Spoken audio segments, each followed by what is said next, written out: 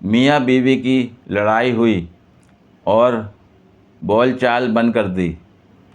جب بھی ایک دوسرے کو کچھ کہنا ہوتا ایک پرچی پر بات لکھ کے دے دیتے۔ رات ہوئی تو شوہر نے ایک پرچی لکھ کے بیوی کو دی کہ مجھے صبح 6 بجے جگا دینا دفتر جانے کے لیے۔ صبح ہوئی تو شوہر اٹھا، دیکھا تو 10 بج رہے تھے۔ اسے بہت غصہ آیا۔ اچانک بستر پہ دیکھا ایک پرچی پڑی تھی، لکھا تھا اٹھ جاؤ 6 بج گئے ہیں، غور کرو بول چال بند۔ ایک مولوی صاحب کا پاجامہ درزی نے ذرا لمبا کر دیا۔ مولوی صاحب ٹخنوں سے اونچا پاجامہ پہنتے تھے۔ بیگم سے کہا کہ جمعہ سے پہلے ذرا پاجامہ 4 انچ کم کر دینا۔ بیگم روز مرہ کی مصروفیت میں بھول گئیں۔ دوسرے دن مولوی صاحب نے بیٹی سے کہا کہ ذرا پاجامہ 4 انچ کم کر دینا۔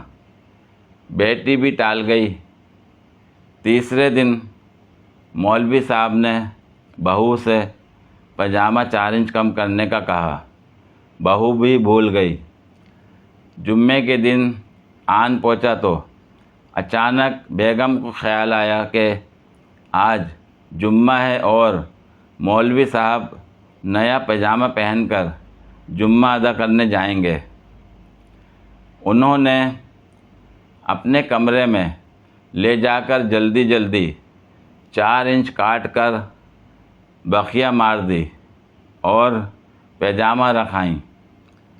کچھ دیر بعد بیٹی کو خیال آیا تو اس نے بھی پاجامہ 4 انچ کاٹ کر سلائی مار دی۔ اس کے بعد بہو نے بھی یہی عمل دہرایا۔ دوپہر جب مولوی صاحب نے غسل کر کے پاجامہ پہنا تو وہ کچھا بن چکا تھا۔ پاکستان کے غریب عوام کی مالی حالت بھی ہر بجٹ میں نئے نئے ٹیکس لگ کر مولوی صاحب کے پاجامے جیسی ہو گئی ہے۔ جس کو یاد آتا ہے نیا ٹیکس لگا دیتا ہے۔ میں بیٹھے بیٹھے سوچ رہا تھا کہ آپ کو آج ایک قیمتی مشورہ دے دوں۔ دوستو، مارکیٹ نکلو تو کسی بھی جانور کا ریٹ نہ پوچھنے لگ جایا کرو۔ بیوپاری ڈبل ٹرپل ریٹ مانگ کر کسی بھی ریٹ پر جانور دے دیتے ہیں۔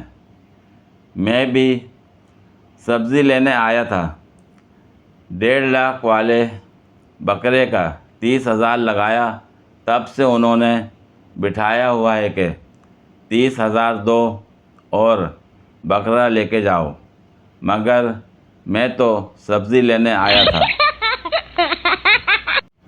ارسطو کی مجلس میں زرق برق پوشاک پہنے ایک پروقار شخص آیا۔ اسے دیکھتے ہی ارسطو گویا ہوا، کچھ بولیے تاکہ آپ کی قابلیت ظاہر ہو۔ اس نے اپنا گلا صاف کرتے ہوئے ارسطو اور وہاں موجود شاگردوں کو دیکھا اور بولا، میں نان فائلر ہوں۔ یہ سن کر ارسطو شاگردوں سے بولا، ایس سالینو لمیا پالو۔ 60 روپے حکومت نے میری صحت کے لیے، 40 روپے میری تعلیم کے لیے، جبکہ دفاع کے لیے 72,000 روپے رکھے ہیں۔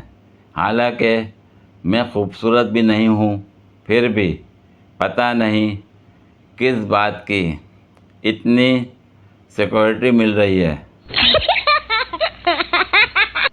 کب کرو گی مجھ سے شادی؟ ہر بار پولیو والی آنٹی میرے گھر سے مایوس ہو کر جاتی ہیں۔ تم تو ایسے اداس بیٹھے ہو جیسے بیوی کے پاس بیٹھے ہو۔ گاؤں کی شادی میں بہت سے سردار دیسی شراب پی رہے تھے کہ ایک جن کا وہاں سے گزر ہوا تو وہ بھی شریک محفل ہو گیا اور لگا جام پر جام لنڈھانے۔ سردار نئے شریک محفل کی بلا نوشی پر بہت حیران ہوئے۔ ایک بڈھے سے رہا نہیں گیا تو اس نے پوچھ ہی لیا کہ اوئے جوان، تینوں چڑھدی نہیں؟ جن نے جواب دیا، نہیں سردار جی، میں تے جن ہاں۔ بڈھا سردار زور سے ہنسا اور ہاتھ پر ہاتھ مار کر بولا، لے وئی ہنڑ چڑھی اے ایس چول نوں۔ پوری ویڈیو دیکھنے کے لیے شکریہ۔ اگر ویڈیو پسند آئی ہو تو لائک اور شیئر کریں، کمنٹ میں اپنی رائے کا اظہار کریں۔ مزید ویڈیوز کے لیے میرے چینل کو سبسکرائب کریں۔ شکریہ۔